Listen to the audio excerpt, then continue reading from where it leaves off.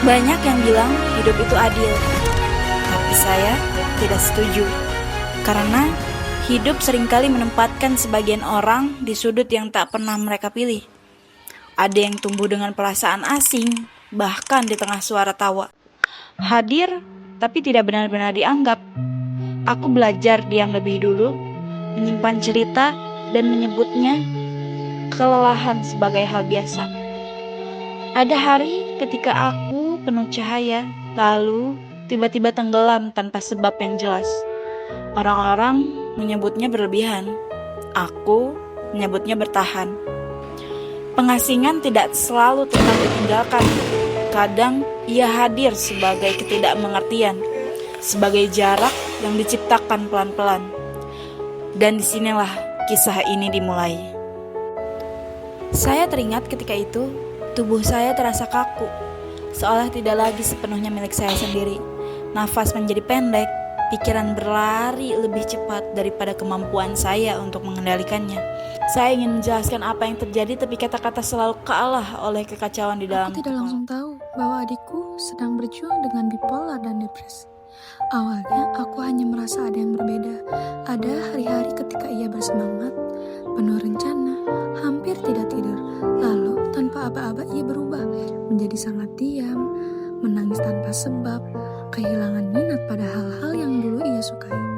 Aku sempat mengira itu hanya fase. Aku pikir ia hanya lelah, terlalu sensitif, atau kurang bersyukur. Sampai akhirnya aku sadar, bukan soal kemauan, ini soal kesehatan. Aku melihatnya berjuang melawan pikirannya, melawan rasa kosong, rasa bersalah, dan lelah yang tidak terlihat. Di saat yang sama, ia berjuang menghadapi stigma dan rasa takut untuk dipahami. Sejak saat itu, aku memilih untuk belajar, mendengarkan tanpa menghakimi. Aku tahu, aku tidak bisa menggantikan terapis atau dokter. Tapi, aku bisa menjadi tempat di mana ia tidak perlu berpura-pura kuat dan tempat aman. Mendengar kata depresi pasti sudah sangat familiar, di mana depresi ditunjukkan dengan pola emosi cenderung satu arah, yaitu turun terus tanpa fase suasana hati yang meningkat. Ada yang lebih ekstrim daripada depresi yang disebut dengan nama bipolar. Penderita tidak hanya mengalami fase depresi, tetapi juga fase mania atau hipomania, yaitu kondisi ketika suasana hati sangat meningkat, merasa sangat berenergi, percaya diri berlebihan, bicara cepat, impulsif, dan sering kurang tidur tanpa merasa lelah. Setelah fase ini, suasana hati bisa jatuh kembali ke fase depresi. Pada depresi disorder, seseorang terjebak dalam kesedihan yang menetap, energi menurun, harapan memudar, dan hidup terasa berat dalam waktu lama. Pada bipolar disorder, fase depresi ini sering diselingi oleh fase emosi yang melonjak tinggi, penuh energi, dan seringkali tidak terkenali. Penanganan keduanya membutuhkan pendekatan medis, dukungan lingkungan, dan obat bila diperlukan. Selain itu, kedua penyakit mental ini membutuhkan pengestabilan suasana hati agar emosi tidak melonjak atau jatuh terlalu dalam dengan cara menjaga pola hidup agar lebih teratur. Keduanya bukan kelemahan pribadi. Dengan diagnosis yang tepat, Kini semakin banyak orang mulai memahami pentingnya kesehatan mental, termasuk mereka yang hidup dengan bipolar dan depresi. Perlahan stigma runtuh, keberanian untuk bercerita tumbuh, dan kesehatan mental tak lagi dianggap kelemahan, melainkan perjuangan yang layak dihargai. Pemulihan memang tidak mudah, ada hari yang berat, langkah yang goyah, namun selalu ada harapan yang perlahan tumbuh kembali. Aku belajar mengenali diriku, memahami emosi, menerima masa lalu, dan berdamai dengan bagian diri yang pernah rapuh. Pelan-pelan, hidup menemukan ritmenya.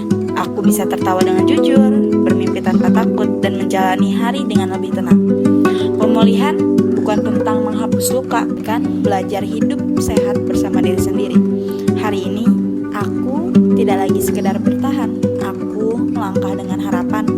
Aku pulih, aku bahagia, dan aku memilih hidup dengan penuh makna. Kesembuhan bukan garis lurus, ada jatuh, ada bangkit, dan ada diam. Aku terus bekerja keras, bukan untuk mengubah adikku, tetapi untuk menemaninya menjadi versi dari yang paling jujur. Karena bagiku mencintai seseorang yang sedang berjuang dengan bipolar dan depresi bukan tentang menyelamatkan menyebalkan. Sementara itu, bipolar disorder ditandai oleh perubahan suasana hati yang ekstrim, yaitu adanya episode depresi yang diselingi dengan episode mania atau hipomania. Perubahan mood pada bipolar bersifat fluktuatif dan dapat menyebabkan gangguan signifikan dalam pengambilan keputusan, relasi sosial, serta aktivitas sehari-hari.